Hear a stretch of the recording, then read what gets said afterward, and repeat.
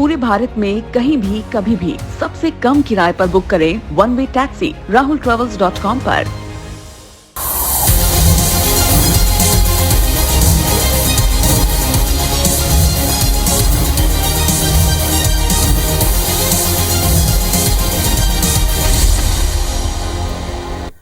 नमस्कार, good evening, बहुत स्वागत है आप सबका। मैं पुनीत पाठक हूं और आप देख रहे हैं खबरों का महाबुलेटिन न्यूज डिकोड।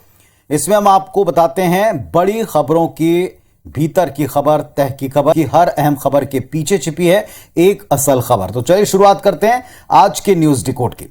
और आज बुलेटिन का आगाज आज की सबसे अहम खबर के साथ। राजधानी रायपुर से यह तस्वीर और खबर हमको मिली। आपको पता ही है कि झारखंड में सियासी उथल पुथल का दौर जारी है। सीएम हेमंत सोरेन की विधानसभा सदस्यता खतरे में है और महागठबंधन के विधायकों को टूट से बचाने के लिए रायपुर के रिजॉर्ट में रखा गया है। विधायकों को यहां जिस रिजॉर्ट में ठहराया गया, आज उसके बाहर मीडिया का जमावड़ा फिर बढ़ा। झारखंड के विधायक पहली बार मीडिया के सामने आए और झारखंड महागठबंधन के विधायकों ने किस अंदाज में अपने आने का मकसद बताया, पीड़ा व्यक्त की, आपको दिखाते हैं।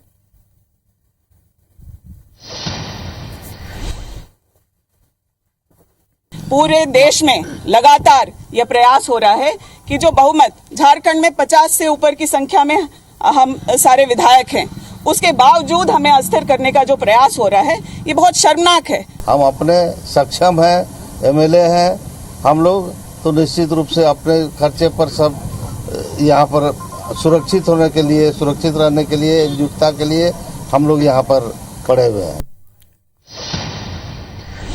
तो झारखंड के विधायकों के सामने आने का मकसद था लगातार हो रही आरोपों की बौछार कि विधायक यहां रुककर एक तरह का पर्यटन कर रहे हैं। एक तरफ महागठबंधन के विधायक आज मीडिया के सवालों का जवाब देने के लिए सामने आए, लेकिन सवाल यह उठता है कि अब झारखंड में क्या क्या हो सकता है। जरा इस बात को डिकोड करें, अगले कुछ घंटों या दिनों की क्या स्थिति बनेगी। आज झारखंड में सियासी संकट के बीच सोरेन कैबिनेट की मीटिंग हुई है। सरकार ने 5 सितंबर को विधानसभा का सत्र बुलाया है। सरकार की ओर से बताया गया कि एक दिन का मॉनसून सत्र छूट गया था, जिसे 5 सितंबर को फिर बुलाया। यह माना जा रहा है कि इसके जरिए सरकार दिल्ली की केजरीवाल सरकार की तरह खुद ही विधानसभा में विश्वास मत पारित कर सकती। कैबिनेट मीटिंग में ओल्ड पेंशन स्कीम लागू करने को मंजूरी दे दी गई। यह आज से ही लागू होगी। बैठक में कुल 25 प्रस्तावों पर बात और स्वीकृति मिली है।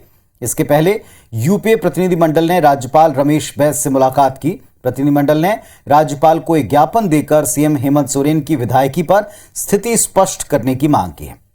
ज्ञापन में महागठबंधन ने अपने एकजुट होने का दावा भी किया है। सौंपे गए इस ज्ञापन में मुख्यमंत्री की विधायकी रद्द होने की खबरों से पैदा हुई भ्रम की स्थिति पर चिंता जताई गई और यह कहा गया कि जल्द से जल्द इस बात को स्पष्ट हो जाना चाहिए। इस तरह के भ्रम से सरकार को आप अस्थिर करने का एक प्रयास देख सकते हैं, मान सकते हैं इसे। गवर्नर ऑफिस के आधे अधूरे इस लीक से बड़ा कंफ्यूजन पैदा हो गया, जो कि पूरे प्रशासन पर बल्कि राज्य सरकार की छवि पर भी एक असर डाल रहा है। अब क्या इस ज्ञापन का असर होगा? क्या इस ज्ञापन के बाद में स्थितियां स्पष्ट हो पाएंगी? यह भी देखना होगा। लेकिन दिन भर कयासों, सवालों और आरोपों के बाद शाम को आते आते तक विधायकों ने जिस अंदाज में अपनी बात रखी, लगता है कि स्थिति जल्दी स्पष्ट करने को लेकर विधायक भी आतुर हैं। इधर छत्तीसगढ़ के मुख्यमंत्री भूपेश बघेल ने आज एक बार फिर से केंद्र को घेरा, बीजेपी पर हमला बोला। सीएम झारखंड, गाय और कई मुद्दों पर बीजेपी को घेरते नजर आए।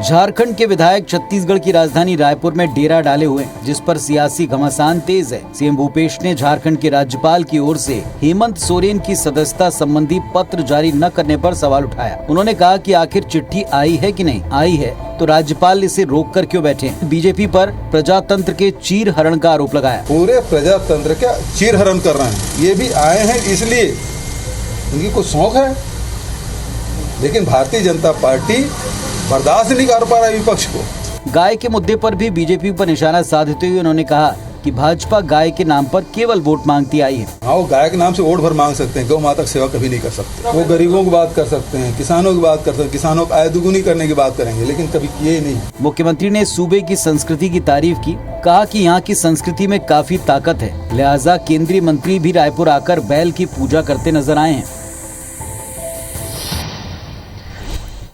अब यहां ये सवाल उठता है कि आखिर मुख्यमंत्री भूपेश बघेल के बयान के क्या अर्थ हैं, क्या मायने हैं। चलिए जरा इस बात को भी रिकॉर्ड करते हैं। सीएम भूपेश बघेल गाय के मुद्दे के बहाने ये बात सिद्ध करना चाहते हैं कि बीजेपी गाय के नाम पर अब तक केवल सियासी तौर पर उनका इस्तेमाल करती आई, जबकि वो और उनकी सरकार वाकई में गौ संवर्धन कर रही है। भूपेश बघेल झारखंड के मुद्दे के बहाने ये बात मैसेज देना चाहते हैं कि बीजेपी लोकतंत्र में विश्वास नहीं करती, वो हॉर्स ट्रेडिंग के जरिए सरकार गिराना और अपनी सत्ता पाना चाहती। सीएम भूपेश बघेल ये जताना चाहते हैं कि बीजेपी अनैतिक तौर पर सरकारों को गिराने का काम करती आई है और इसका एक क्रम झारखंड में दिख रहा है। कुल मिलाकर हम ये कहना चाहते हैं कि सीएम भूपेश बघेल ये अच्छी तरीके से समझते हैं कि बयानों और अलग अलग हिस्सों में प्रतिक्रियाओं के क्या अर्थ हैं। बीजेपी लोकतांत्रिक मूल्यों का सम्मान नहीं करती, ये तमाम आरोपों के केंद्र में एक मूल बात दिखाई पड़ी। अब इसका असर क्या होगा, इस पर उत्तर किस अंदाज में आएगा, इस पर पलटवार किस तरीके से होगा, इसको लेकर भी तरह तरह की चर्चाएं दिन भर चलती रहीं। चलिए साहब, अब एक चर्चा है प्रदेश में बल्कि देश में कि शराब सेहत के लिए कितनी हानिकारक है। ये शराब की बोतल पर उसके हर एक जहां कहीं वो दिखती है, ये आपने नीचे पढ़ा होगा कि कितनी हानिकारक है। शराब और खराब सड़क को लेकर छत्तीसगढ़ के शिक्षा मंत्री प्रेमसाय सिंह टेकाम शायद ऐसा नहीं सोचते। उनके जो बयान हैं, उनकी जो राय है, वो आपको भी हैरान करेगी। देखिए, सबको एक करता है भाई, हम लोग कभी उसका उपयोग करते हैं, चुनाव में कभी उपयोग करते हैं, बाकी जगह उसका उपयोग करते हैं। ये शिक्षा मंत्री की शिक्षा है जिसे आप सुन चुके हैं। अब जरा इनका परिचय भी जान लीजिए। ये छत्तीसगढ़ के स्कूल शिक्षा मंत्री प्रेमसाय सिंह टेकाम हैं, जिन्होंने वाड्रफनगर में नशा मुक्ति अभियान के कार्यक्रम में शराब पीने के तरीके पर काफी विस्तार से प्रकाश डाला। प्रेमसाय सिंह ने हरिवंश राय बच्चन की कविता मधुशाला का जिक्र करते हुए कहा कि दारू का सब उपयोग करते हैं, हम भी चुनाव में इसका उपयोग करते हैं। इतना ही नहीं, उन्होंने बाकायदा शराब पीने का तरीका भी समझाया। दारू में अगर मिलाएंगे पानी तो डाइल्यूशन होना चाहिए, कितना डाइल्यूशन हो, जितना डाइल्यूशन उसमें हो सकता है डाइल्यूशन। उसके बाद उसका ड्यूरेशन होना चाहिए, नहीं कि एक ही मार खट मार दी पूरा खत्म हो गया। मंदिर में खास बात यह कि जब मंत्री जी शराब के बारे में बता रहे थे, तब मंच पर बैठे कलेक्टर और एसपी साहब मुस्कुराते हुए दिखाई पड़े। इस नशा मुक्ति कार्यक्रम में कई स्कूल के छात्र छात्राएं भी मौजूद थे और वे मंत्री का बयान सुनकर ये समझ नहीं पा रहे थे कि मंत्री शराब का अवगुण बताने आए हैं या शराब पीने के लिए प्रेरित करने। अब ये वीडियो सोशल मीडिया पर जमकर वायरल हो रहा है। तो साहब, एक प्रदेश के शिक्षा मंत्री जिस मकसद से गए थे उसके अलग ही कुछ शिक्षा देते नजर आए। छत्तीसगढ़ के शिक्षा मंत्री की नसीहतें, शिक्षाएं, सीख, अनुभव, ये सब तो आपने सुन लिया। हमारी आपसे अपील है और खासतौर पर युवाओं से अपील है कि शराब को लेकर कम से कम आप इस नसीहत का पालन ना ही करें तो बेहतर है। शराब से किस तरह के नुकसान है वो आपको भी पता है, लेकिन ये आज कितनी खतरनाक है जरा इस बात को डिकोड कर लें। शराब के लिए चाहत, इसका सेवन करने के बहाने और इस पर कई किस्म के जुमले, शायरी, गीत मशहूर हैं, आपको हर कहीं देखने सुनने को मिलते हैं। लेकिन शराब को शरीर का सबसे बड़ा दुश्मन इसलिए कहते हैं क्योंकि एक साथ कई अंगों को यह नुकसान पहुंचाती है। न केवल लिवर खराब होता है, दिमाग पर उल्टा असर पड़ता है। एक अध्ययन यह कहता है कि शराब के एक घूंट से महज 30 सेकंड में दिमाग तक अल्कोहल पहुंचाने के लिए या उसके दुष्प्रभावों के लिए काफी होता है। दिमाग में पहुंचकर ये उन केमिकल्स और प्रोसेस को प्रभावित करता है जो दिमाग के संदेश बाकी के हिस्सों तक पहुंचाने की क्षमताओं को शिथिल करते हैं और इसके कारण काम करने की प्रक्रिया व्यक्ति की और दिमाग की धीमी पड़ती है। संतुलन आपका गड़बड़ा सकता है। ज्यादा शराब पीने से याददाश्त पर असर पड़ता है। शराब का सबसे ज्यादा असर किडनी पर है। यह बात तो आपने कई दफा सुनी होगी। एक रिपोर्ट कहती है कि शराब के सेवन से उस हार्मोन को यह प्रभावित करता है जो किडनीज को अधिक मात्रा में यूरिन बनाने से रोकता है। कुल जमा यह कि इसके नुकसान से आप भी पूरी तरह अनजान नहीं है, लेकिन इसका ग्लैमर, इसके साथ जोड़े जाने वाला ग्लैमर शायद यूथ को अपने साथ कनेक्ट करता है। कम से कम लोगों को इस पर इस तरह की नसीहतों से जरूर बचना चाहिए जो तस्वीर हमने आपको दिखाई। अब बात कर्मचारियों की। छत्तीसगढ़ के कर्मचारियों की हड़ताल का 11वां दिन भी पूरा हो गया। हड़ताल को लेकर बीजेपी कांग्रेस आमने सामने और जमकर सियासत हो रही। छत्तीसगढ़ में कर्मचारी अनिश्चितकालीन हड़ताल पर हैं। आज कर्मचारियों की हड़ताल का 11वां दिन है और आज पूर्व सीएम ने एक के बाद एक 2 ट्वीट कर कर्मचारियों की हड़ताल को अपना समर्थन दिया है। पहले ट्वीट में डॉक्टर रमन सिंह ने सीधे भूपेश बघेल पर हमला किया। रमन सिंह ने ट्वीट किया, दबाव नहीं बना पाए तो धमकी चमकी पर उतर आए भूपेश बघेल जी। दूसरे ट्वीट में रमन सिंह ने कर्मचारियों को संदेश दिया कि उन्हें डरने या घबराने की जरूरत नहीं है, बीजेपी आपके साथ है। और जब रमन सिंह ने कर्मचारियों को अपना समर्थन दिया तो कांग्रेस भला कहां चुप रहने वाली थी। कैबिनेट मंत्री रविंद्र चौबे ने रमन सिंह को कुछ इस अंदाज में जवाब दिया है। मुझे लगता है डॉक्टर रमन सिंह जी का खुद का अस्तित्व भारतीय जनता पार्टी में संकट में है। अब वो केवल ट्वीट की राजनीति करते हैं तो अपनी बात वो कहते हैं, लेकिन कर्मचारी कहीं जाने वाले नहीं हैं। कुल मिलाकर कर्मचारियों के मुद्दे पर बीजेपी कांग्रेस आमने सामने है। असल सवाल ये है कि कर्मचारियों की हड़ताल खत्म कब होगी। कर्मचारियों की अनिश्चितकालीन हड़ताल सरकार के लिए एक बड़ी चुनौती है और ऐसे में बीजेपी को मौका मिल गया है। लेकिन बीजेपी के दावे और वायदे में कितना दम है, जरा इस बात को भी समझें, डिकोड करते हैं। अगले साल छत्तीसगढ़ में विधानसभा चुनाव हैं। कोई भी सरकार कर्मचारियों की नाराजगी कतई मोल लेना नहीं चाहेगी। सरकार 6% डीए बढ़ा चुकी है। आज सीएम भूपेश बघेल ने भी ये बात स्पष्ट कर दी कि वित्तीय संसाधन के जिस तरह के हालात हैं उस मुताबिक कर्मचारी पर काम होगा। अब बात बीजेपी के उस दांव की, तो विपक्ष में रहकर दावे करना बड़ा आसान होता है, सरकार में रहकर उन दावों को पूरा करना, मैनेज करना जरा मुश्किल होता है। राज्य सरकार के पास आज जिस तरह के साधन संसाधन है, 5 लाख कर्मचारियों को 34% दिए देने का वायदा इस वक्त पूरा करना खजाने पर अतिरिक्त बोझ बढ़ाएगा। कुल मिलाकर यह देखना होगा कि कर्मचारियों की हड़ताल, मुख्यमंत्री भूपेश बघेल की अपील, इसका कोई असर होता है, सख्ती का संकेत, इसका कोई असर होता है, क्योंकि ये भी कयास लगातार लगाए जाते रहे। ये बोला जाता रहा है कि जो अल्टीमेटम है 2 तारीख का, इसके पहले तक संभवतः कर्मचारियों की तरफ से इस पर कोई कदम उठे। क्या वो अडिग रहते हैं या फिर इस अपील का असर होगा या सख्ती का असर होगा, ये कुछ घंटों में स्पष्ट होगा। इधर चित्रकूट का सिद्धा पहाड़ अचानक से पूरे प्रदेश में, मध्य प्रदेश में सुर्खियों में आ चुका है। वजह है इस पहाड़ पर खनन की अनुमति दी गई है। मामला तूल पकड़ चुका है। कमलनाथ ने इस मामले में आज राम वनगमन पथ से जोड़कर पूरे विषय को हिंदुत्व वाला रंग दिया है। देखें आप। सतना के चित्रकूट इलाके के सिद्धा पहाड़ में खनन की अनुमति देने का मामला गर्माता जा रहा है। पूर्व सीएम कमलनाथ ने यह आरोप लगाया कि बीजेपी सरकार राम वनगमन पथ में पड़ने वाले सिद्धा पहाड़ पर खनन की अनुमति दे रही है, जिसमें लाखों ऋषि मुनियों और तपस्वियों की अस्थियां दबी हुई हैं। इधर चित्रकूट से कांग्रेसी विधायक नीलांशु चतुर्वेदी ने बीजेपी सरकार को चेताया कि अगर सरकार ने 3 दिन में फैसला वापस न लिया तो चित्रकूट में एक बड़ा जन आंदोलन होगा। चित्रकूट परिधि का जितना भी 84 कोस है वो सभी खनन मुक्त करें। सरकार ने जल्दी कोई निर्णय नहीं लिया तो एक जन आंदोलन होगा। सिद्धा पहाड़ जैसी जगह पे अवैध खनन परमिशन दी जा रही है, वो बिल्कुल गलत है। कांग्रेस का विरोध करती है। उधर गृह मंत्री नरोत्तम मिश्रा ने कांग्रेस के आरोपों पर कहा कि मुख्यमंत्री को पूरे मामले की जानकारी है, जल्दी ही जनहित में निर्णय होगा। मुख्यमंत्री जी के संज्ञान में विषय है, उन्होंने वो बातचीत भी कर रहे हैं और किसी की भी आस्था पर कोई कुठाराघात नहीं होगा। इस मुद्दे को राम वनगमन पथ से जोड़कर कांग्रेस हिंदू वोटर्स को साधने का प्रयास करती दिखी है। तो कांग्रेस पार्टी ने सिद्धा पहाड़ पर खनन के मुद्दे को तुरंत लपका। आखिर ये सरकार के लिए कितनी बड़ी चुनौती रह सकता है, इस बात को भी समझ लें, डिकोड करते हैं इसे। बीजेपी हमेशा से राम के नाम पर राजनीति करती आई है या उनके नाम को आगे रखती आई है। अब सवाल ही उठता है कि आखिर शिवराज सरकार से इस तरह की चूक क्या वाकई हुई है, कैसे हो गई चूक, ये भी सवाल उठा। सरकार ने सिद्धा पहाड़ पर खनन की अनुमति दे दी। खनन की अनुमति देने का मसला अब तूल पकड़ चुका है। कांग्रेस इस पर आंदोलन की राह पर आगे बढ़ने की चुनौती दे रही है और ऐसे में शिवराज सरकार को अपने फैसले पर फिर से विचार करना पड़ सकता है। राम वनगमन पथ का मुद्दा धार्मिक होने के साथ साथ संवेदनशील भी है। अगले साल चुनाव है और कांग्रेस हिंदू वोट बैंक को साधने की पूरी कोशिश करेगी, इतना स्पष्ट दिखाई पड़ता है।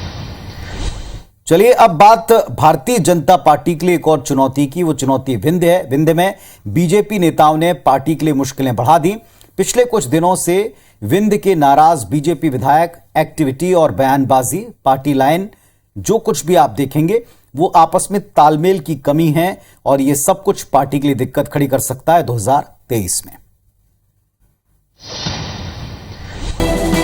विंध्य अंचल में 2018 में बीजेपी की एकतरफा जीत ने कांग्रेस को बड़ी लीड लेने से रोक दिया था, लेकिन विंध्य में नाराज बीजेपी नेताओं ने अब पार्टी के सामने बड़ी चुनौती पेश कर दी है। रीवा जिले के सिरमौर से बीजेपी विधायक दिव्यराज सिंह ने जन्माष्टमी पर बांधवगढ़ में मंदिर नहीं खुलने पर सरकार के खिलाफ मोर्चा खोल दिया। तो रीवा जिले के सिमरिया से बीजेपी विधायक केपी त्रिपाठी के जनपद पंचायत सीईओ के साथ बदसलूकी का मामला भी सामने आया। मैहर से भाजपा विधायक नारायण त्रिपाठी ने एक दलित महिला के साथ अत्याचार का मामला उठाकर अपनी सरकार को घेरा। वहीं शहडोल के ब्योहारी बीजेपी विधायक शरद कोल पार्टी लाइन से हटकर क्रॉस वोट कर चुके हैं।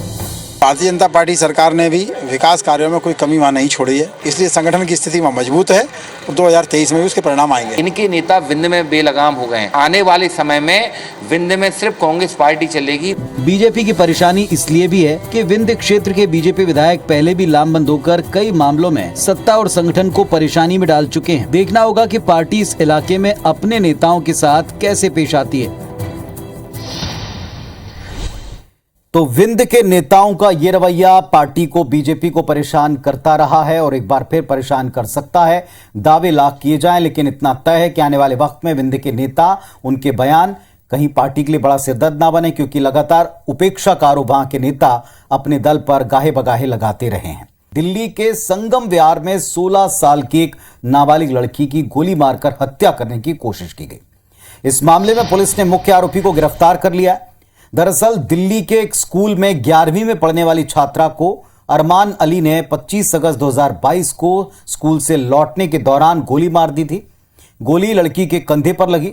मामले में पीड़िता ने बताया कि 2 साल पहले अरमान ने उससे नाम बदलकर दोस्ती की, लेकिन पिछले कुछ दिनों से पीड़िता आरोपी से बात नहीं कर रही थी और इसके चलते उसने इस घटना को अंजाम दिया। फिलहाल पुलिस केस दर्ज कर चुकी है। इस पूरे प्रकरण की जांच जारी है।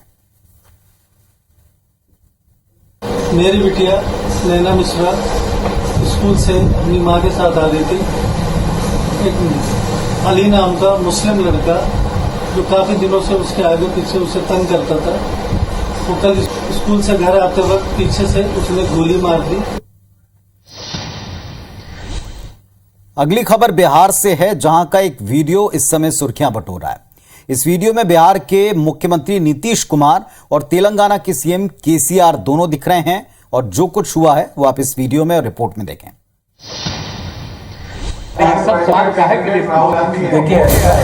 हाथ जोड़ते, मुस्कुराते और पत्रकारों के सवालों से पीछा छुड़ाने की कोशिश करते नीतीश कुमार। पास बैठे केसीआर नीतीश कुमार को बैठने की अपील करते रहे, पर नीतीश कुमार नहीं बैठते। ये तस्वीरें पटना की।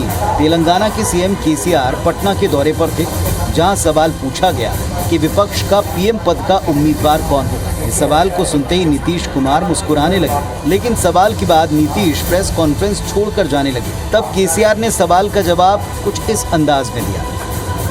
भाजपा के जितना विरोधी दल है देश में, उनको सुने, जो करने की हर संभव प्रयास हम करें। सर्वानुमति से, सर्वसहमति से जो बात निकल कर आई है वो विस्तार रूप में हम आपको बताएंगे। विकास बिना ब्राह्मण के कोई शादी होता ही नहीं। इस दौरान नीतीश केसीआर को पत्रकारों के सवाल का जवाब नहीं देने की नसीहत देते भी नजर आए। कुल मिलाकर बीजेपी के खिलाफ पूरे विपक्ष को एकजुट करने का अभियान चल पड़ा है। लेकिन सबसे बड़ा सवाल है कि मोदी के खिलाफ विपक्ष का पीएम पद का उम्मीदवार कौन होगा। तो अब सवाल तो वही कि आखिर कौन होगा मोदी के सामने वो चेहरा जिसको लेकर विपक्ष अपनी एकजुटता और साथ में ताकत के साथ लड़ पाएगा। तो आखिर नीतीश कुमार ने इस सवाल का जवाब क्यों नहीं दिया। सवाल है कि क्या मोदी का विकल्प वास्तव में मौजूद है। नीतीश कुमार, विपक्षी दल इस वक्त जो मुश्किल हालात में गुजर रहे हैं, जिस तरह का एकजुटता का प्रयास कर रहे हैं, क्या वो आगे जाकर सार्थक हो पाएगा। जरा इस बात को भी डिकोड कर लें। विपक्षी दल ये बात जानते हैं कि बिना एकजुट हुए मोदी को टक्कर दे पाना नामुमकिन जैसा है। कांग्रेस राहुल गांधी को पीएम बनाना चाहती है और ऐसे में बड़ा सवाल ये कि क्या कांग्रेस किसी और नेता को पीएम पद का दावेदार मानेगी। दूसरी बात, पीएम पद के लिए ममता बनर्जी, नीतीश कुमार, अरविंद केजरीवाल, ये सब नाम आगे आ चुके हैं। सवाल यह भी उठता है कि इन सब के बीच में तालमेल बनेगा कैसे और किस बात पर। बात नीतीश कुमार की करें तो अहम यह है कि क्या बिहार की राजनीति को छोड़ना पसंद करेंगे, क्या वे स्वयं उस बात के लिए तैयार हैं। चलिए कुल मिलाकर ऐसे कई सारे सवाल हैं जिनका जवाब विपक्ष को अपनी एकजुटता के साथ साथ वक्त रहते खोजना पड़ेगा। लेकिन क्या ये जवाब वक्त रहते वाकई एकजुट होकर सामने ला पाएगा विपक्ष? ये उनके सामने सबसे बड़ी विडंबना है। आज के न्यूज डिकोड में बस इतना ही। कल फिर आपसे मुलाकात होगी रात 8:55 पर। तब तक अपना और अपने परिवार का अच्छी तरह से ख्याल रखें। नमस्कार, शुभ रात्रि।